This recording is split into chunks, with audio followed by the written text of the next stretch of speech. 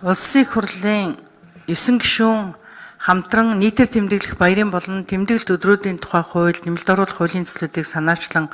боловсруулснаа танилцуулж байна. Монгол Улсын үндсэн хуулийн 9-р зүйлийн 9-ийн 1-д Монгол Улсад төрөн шашнаа хүндэтгэж шашин төрөө дээдлэн Монгол Улсын үндэсний аюулгүй байдлын үзэл баримтлалд уламжлалт бурхны шашин соёлыг сэргээн хөгжүүлж сүм хийдийн үйл ажиллагааг нийгмийн оюун санааг гэгээрүүлэх, үндэсний эв нэгдлийг бэхжүүлэх, ядуурлыг бууруулах, зовлон гамшигт нэрвэгдсэн хүн ардад тусалцаа үзүүлэх, байгаль орчныг хамгаалах үйлсэд чиглүүлэхэд төрөөс анхаарч дэмжлэг үзүүлнэ гэж тусгасан байдаг.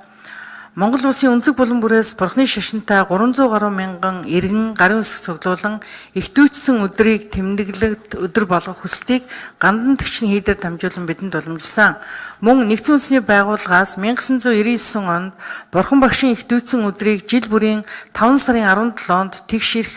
хүндлэл, ойлголцол, эв нэгдэлтэй хамтран орших, ёс зүй, асрал, инрэл, бэлэг бэлгүүний мэдлэг ухааны өдөр болгон өөрийн бүх байгууллагуудад тэмдэглэн өнгөрүүлж байхаар шийдвэрлсэн.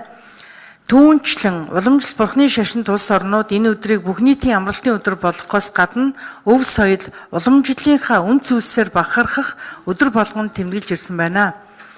Монгол өв уламжлал, шашин, соёл, үндэсний бахархал бүдгэрч байгаагаас 10 хар нүглийг твчих, 10 цагаан буйныг хураах, үлийн үрд итгэн үнэнч шудраг байх, Монгол хүний наад захын ёс суртахууны үнд зүйлд ороодож байгаагаас эдийн засаг, санхүүгийн хараа тус байдал алдагдаж, 3 сая иргэний сайн сайхан амьдрах боломж хязгаарлагдаж, Монгол Улсын тусгаар тогтнолд занлхийлж их түвшинд хүрч байгаад бид анхаарах ёстой. Бурхан багшийн ихтүүцсэн өдөр гэхээсээ илүү хувь хүн гэр бүл нийгэмд дутагдж буй зөв хандлага, ёс зүй, эв зохицол, өглөг, төвчээр, асрал, нийгүүлсэл, бодис сэтгэлийг, бэлэг оюуны үн зүйлсийг бүх нийтэд сурчлан таниулах, түүх, шашин, соёл, уламжлалынхаа үн зүйлсийг тань мэдэх бахархалт өдөр болгох юм а.